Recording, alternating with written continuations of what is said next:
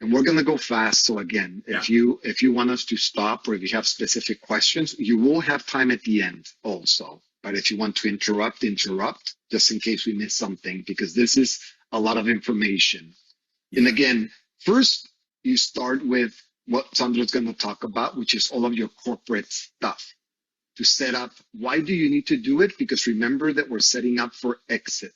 We're setting up your company, our company, for an exit and for funding. If we don't start it from scratch, then it becomes very difficult to change in the future.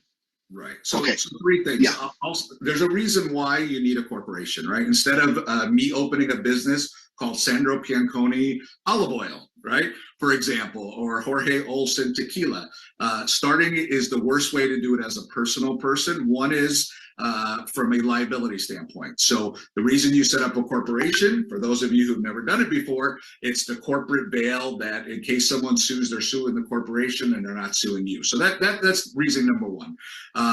Of course, people will tell you, hey, you need to do an S Corp or an LLC, and we tell them that they're wrong, especially if it's a fast-moving consumer good. You want to have a C Corp for two reasons. One is it's much easier to raise capital in a C Corp.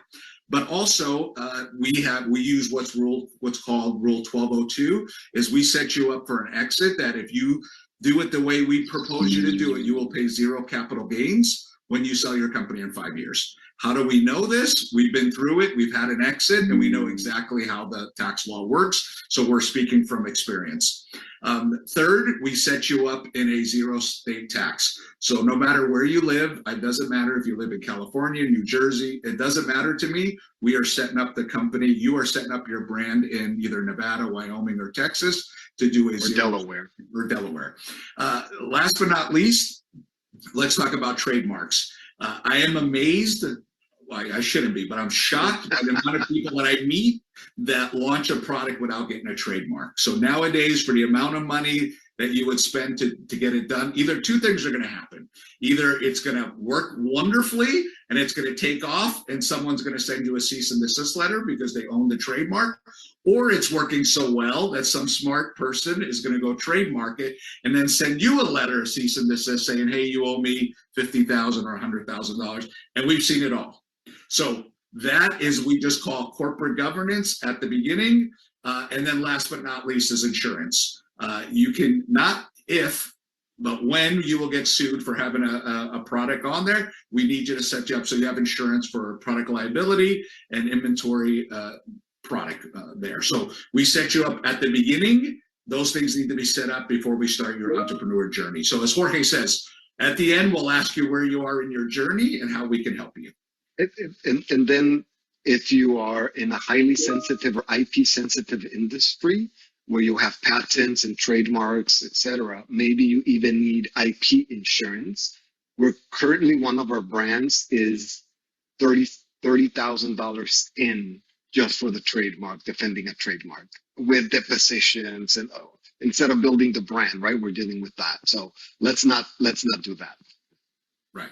And then last but not least, I forgot, one of my favorite is there's some new laws that have changed in the last year that you're able to write off $500,000 in R&D tax credits. So that's a tax credit that you can take off of your taxable bill or payroll tax. And so what falls under that? Your formulations, your samples, everything that we can stick into that bucket will come out of there. So a lot of people don't know that. Most CPAs don't know that. So that is something that we become experts at, and we use it quite a bit. And then some shelters, Sandro, for exits as well. Correct. Yeah, some tax shelters for the exits. And then the fun part begins. You start with formulation, with your idea, validating your idea, your pricing. In the old days, we would do long form business plans. Not anymore. Right now, you can validate your idea easily online. You just need to know what to search for. And then from there, you start thinking about who is your avatar, who is your perfect consumer. If you pick your perfect consumer and you do everything backwards from there, you will make few mistakes. If you go the other way around and say, let me build it, formulate it, do the artwork first, then you're going to do it twice. So let's do it in reverse, start at the end and then work backwards. Once you have a formula, and when we do formulas, we go through this with you. We first establish who the perfect consumer is, and then we do the formula. No matter if you're doing a bar or a beverage or a shot or skincare, no matter what you're doing, we would do this with you and everybody else. So on the call, you would have a marketer, which is this guy. You would have somebody from operations like Sandro. You would have a formulator or a chemist or somebody from manufacturing. That's very important as well, that you have manufacturing in mind. Very important. Most formulations do not formulate for manufacturing. Most formulations formulate for you. In other words, you go formulate and you think you have your formula done, you take it from the formulator to the manufacturer, and it's not scalable, and probably it's too expensive. What does that mean? It means you cannot sell it and make a profit. And we see that all the time. This is why it's so important to be in touch with the manufacturer before you formulate. Right? That's very, very important. Now, Sandro, we're going to go all of these in all of the slides. Do you rather have it here, or do you have, have it in the other slides? We can go. We can. Yeah, we jumped through. So we already talked about the entity setup, the IP, and the pillar 3. So I went through that. So I apologize. Yeah. We talked about the avatar here. We're good there, right? Mm-hmm. Yeah, this is where we started at the end. Yes, at the end. So a little bit about co-manufacturing, right? We know our way around co-manufacturing. We know how important it is. We understand MOQ. So, you know, the manufacturer, of course, wants to hire a manufacturer, right? We always want to do truckloads, right? That doesn't mean you have to do a truckload, right? There'll be a time and a place where you do a truckload, but at the beginning, you're testing the market, right? So you need to do what we call a proof of concept. Right? So proof of concept could be 5,000, could be 10,000 bottles that you are testing with your consumers, with your investors, with buyers to do it. Also, when we set you up, we find 2 co-manufacturers, a plan A and a plan B. Someone says, well, why do I need a plan A and a plan B? Well, the world we live in, either there's a storm, or there's a flood, or they're the nicest people in the world and their machine broke down and we're waiting 60 days for a part, or we're in the middle of it right now, Jorge, where we're ready to place 2 truckloads and they're busy and they pushed us a month. Even though they promised us an April date, they pushed us to a May date, and we're accepting it. So we will have a plan A and a plan B for you when you launch the product. So that's something that you always need.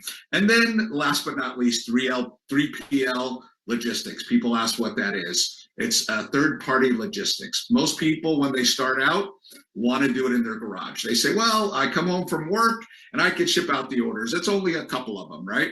Yeah. So what we want to do is we want to set you up for success. You want to have a third-party logistics. They're doing so much volume that they're saving money on the shipping. Also, they get it out quicker. And third, they're insured. But also, if you go to raise capital and someone wants to do an audit, they're not going to do a rollback. They can check the 3PL and say, hey, this inventory was there, and you can use it. There's a whole host of reasons why we recommend using a 3PL. Jorge, I don't know if you want to add to that. No, that's boring. But I do want to add to the ingredients. Well, let's get to the fun stuff. When you're looking at the ingredients and your formula, you have to understand that that's not the most important part of your business. You cannot get any IP. You cannot patent your formula. That's very important. And also, when you formulate, the reason you want a marketer or a salesperson in the conversation, it's because you should be asking, what is the price? How much do I want to buy this? What's the cost of goods sold? You have to have that. And then what's the cost to the distributor or the wholesaler or the retailer and or the consumer? You have to ask all of these questions when you're talking about ingredients and formulation, not when they say, oh, it's $2, but wait, the competition sells it for $2.50. There's no way I can make money. Oh, we can reformulate for you, which is usually what happens. So from the beginning, you have to formulate with marketing in mind. You have to have your strategy, your business model done before you start formulating. You should know what you want to sell it for and what you want to make it for before you go to the formulator and the co-man. Yeah. So Jorge, this is step 4. I know you love this part, and a lot has changed in the last 5 years. So there's some old guys on here that I could see. So what has changed in the last 5 years? Well, let's talk about in the last 3 decades. When I started, where I went store by store with my trucks, delivering products in San Diego, California, LA, and in Arizona, it was very easy to get into a store. We could walk in any product that you had into any store that you wanted, no problem. Chain, independent, liquor store, even fusion stores, even a car wash, anything. It was easy. You could put it on the refrigerator, no problem. You could put it on the counter, no problem. I had products on the counter. I had my own racks. I had my own baskets, wire baskets. I have my own spinners. I had product in the refrigerator. I had sunglasses. I had everything, the electronics, food, vitamins, beverages, everything that you can imagine. It was easy. Getting product into chains was easy as well. There's a back door that you can take to sell it if you have DSD, direct store delivery. So that was easier back then as well. I got into these big chains through the back door, into Walgreens and 7-Eleven and Target and all of these big chains. So that's gone as well. Then you had, I think the most difficult one was that in the past, you needed to deal with 1 or 2 people. If they didn't like your product, you're not going to make it. These we called category buyers.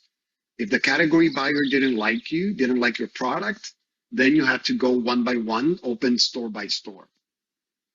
Now, you don't have to deal with category buyers. You don't have to deal with this filter. Let the people decide. Now there's a democracy of capitalism when it comes to fast-moving consumer goods. The reason is social media plus COVID. Let me explain. Of course, social media has a big role, or the biggest role to play on this, especially now. TikTok Shop, even more than Amazon did in the past.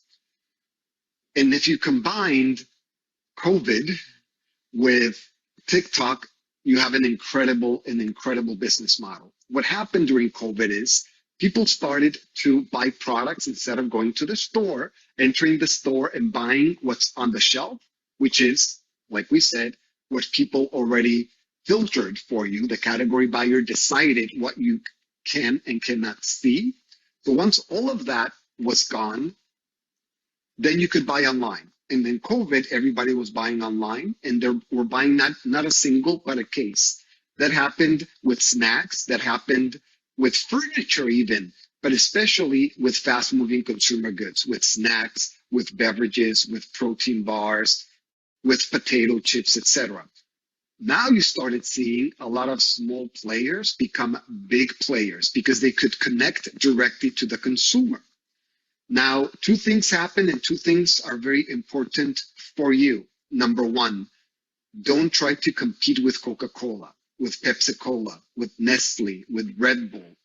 And this is what would happen before.